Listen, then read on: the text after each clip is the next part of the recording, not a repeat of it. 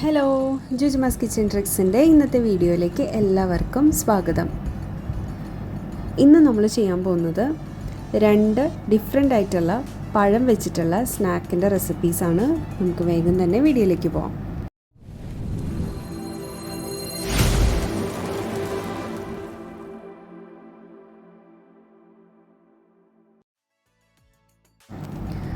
നേന്ത്രപ്പഴം വെച്ചിട്ടാണ് ഇന്നത്തെ രണ്ട് സ്നാക്കും ജൂജമ്മ ഉണ്ടാക്കാൻ പോകുന്നത്.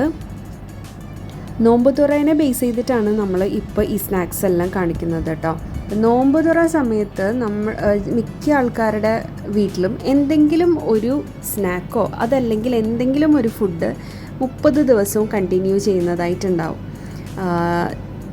ഇപ്പോൾ ചില ആൾക്കാർക്ക് ഈ കട്ട്ലറ്റ് ആയിരിക്കും, ചിലർക്കത് സമൂസ ആയിരിക്കും, ചില വീടുകളിൽ അത് പത്തിരി ആയിരിക്കും. അങ്ങനെ ഡിഫറെൻ്റ് ആയിട്ടുള്ള എന്തെങ്കിലും ഒന്നും. നമ്മുടെ വീട്ടിൽ അത് അധികവും പഴംപൊരിയാണ്.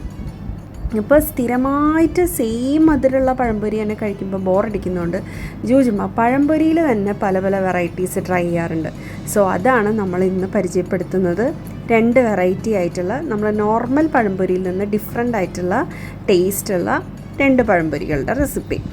അതിലാദ്യത്തേതിന് വേണ്ടിയിട്ടാണ് നമുക്ക് മൈദയും കോൺഫ്ലോറും. മൈദ എത്ര എടുക്കുന്നോ അതിൻ്റെ പകുതി കോൺഫ്ലോർ. 1 കപ്പ് മൈദയാണെന്നുണ്ടെങ്കിൽ 1/2 കപ്പ് കോൺഫ്ലോർ. അതിലേക്ക് കുറച്ച് മഞ്ഞൾപ്പൊടിയും എരിവിന് ഒരു 4 പച്ചമുളക് എരിവിനനുസരിച്ചിട്ട്, പിന്നെ കുറച്ച് മല്ലിയില, ഇത്രയും ചേർത്തിട്ട് കുറച്ച് ഉപ്പും അതിട്ടിട്ട് നല്ലപോലെ മിക്സ് ചെയ്തെടുക്കുക.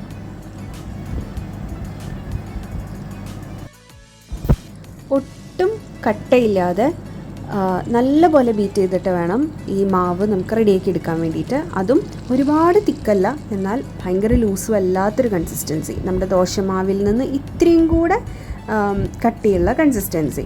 അങ്ങനെയാവുന്ന സമയത്ത് നമുക്ക് വേറെ അഡീഷണൽ ആയിട്ട് പൊന്താൻ വേണ്ടി ഒന്നും ചേർക്കാതെ തന്നെ പലരും സോഡാപ്പൊടിയൊക്കെ ഇട്ടിട്ട് ഈ പഴംപൊരി നല്ല പൊന്താൻ വേണ്ടിയിട്ട് ചെയ്യുന്ന കണ്ടിട്ടുണ്ട്.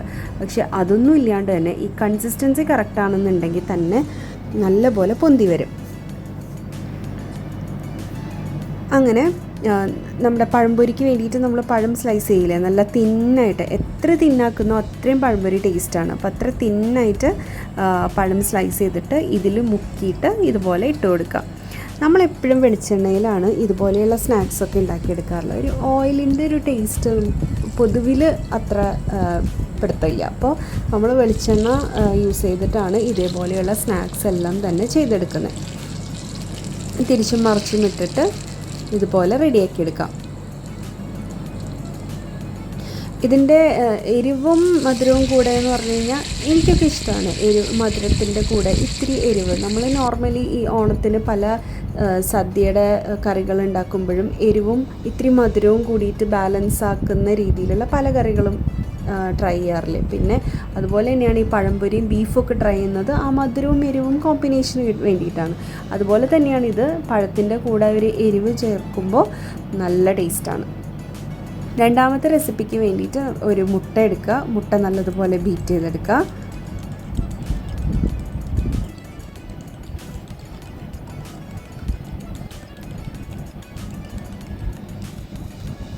ഇതിലേക്ക് വേണ്ടിയിട്ട് നമ്മുടെ പൊടികൾ യൂസ് ചെയ്യുന്നത് ഒന്ന് ഗോതമ്പ് പൊടിയാണ്. ഗോതമ്പ് പൊടി ഇതിൻ്റെ ഒരു റേഷ്യോ എന്ന് പറഞ്ഞു കഴിഞ്ഞാൽ 3:2:2 ഉള്ള പോലെ. 3 ടേബിൾ സ്പൂൺ ഗോതമ്പ് പൊടി എടുക്കുകയാണെങ്കിൽ 2 ടേബിൾ സ്പൂൺ മൈദ, 2 ടേബിൾ സ്പൂൺ കോൺഫ്ലോർ.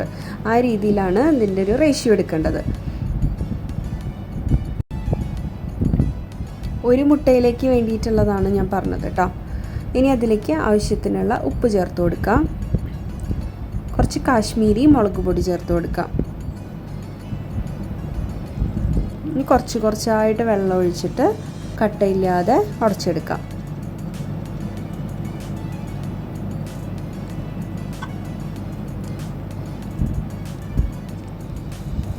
കുറച്ച് സമയമെടുത്ത് 3 ടൈപ്പ് പൊടികളാണല്ലോ, അപ്പോൾ കുറച്ച് സമയമെടുത്ത് നല്ല പോലെ ഇതുപോലെ ബീറ്റ് ചെയ്ത് കട്ടയില്ലാണ്ട് എടുക്കാം.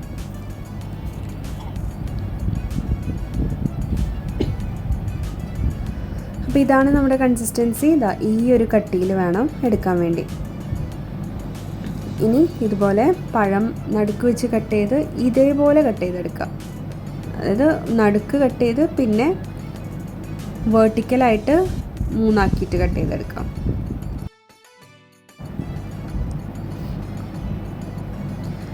ഇത് നമ്മൾ ഓരോ ദിവസവും കാഴ്ചയ്ക്കും ടേസ്റ്റിനും ഡിഫറെൻ്റ് ആവാൻ വേണ്ടിയിട്ടാണ് കേട്ടോ ഇതുപോലെ തിരിച്ചും മറിച്ചും ഒക്കെ ചെയ്ത് നോക്കിയിട്ട് ഓരോരോ റെസിപ്പീസായിട്ട് ജൂജുമ്മ കണ്ടുപിടിച്ചേക്കുന്നത്. ഇതാണ്. അപ്പോൾ ഈ കൺസിസ്റ്റൻസിയിലാണ് നമ്മുടെ മാവ് ഇരിക്കുന്നത്. പഴം ആ ഷേപ്പിലുമാണ് നമ്മൾ ചെയ്തെടുക്കാൻ പോകുന്നത്.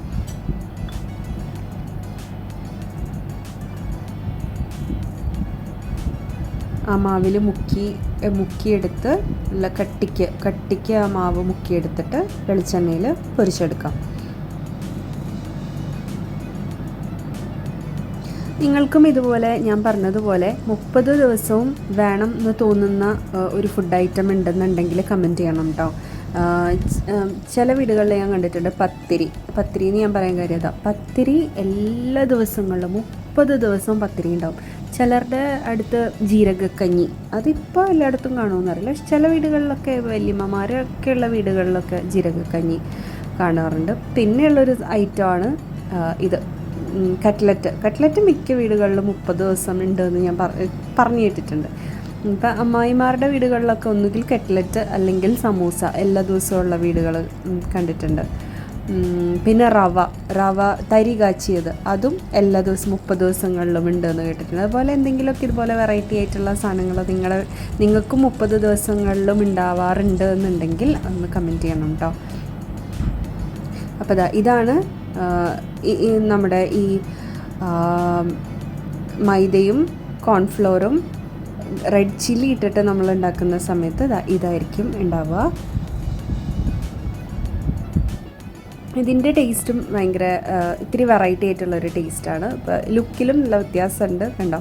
അപ്പോൾ ഇതുപോലെ നിങ്ങളും പഴംപൊരി നോർമലി ഉണ്ടാക്കുമ്പോൾ ഇതേപോലെയുള്ള ഡിഫറെൻ്റ് ആയിട്ടുള്ള രീതിയിലൊക്കെ ഉണ്ടാക്കി നോക്കുക. അപ്പോൾ ഇത്രയേ ഉള്ളൂ ഇന്നത്തെ നമ്മുടെ വീഡിയോ. അടുത്തൊരു വീഡിയോയിൽ അടുത്തൊരു റെസിപ്പി ആയിട്ട് വരാം. ബൈ.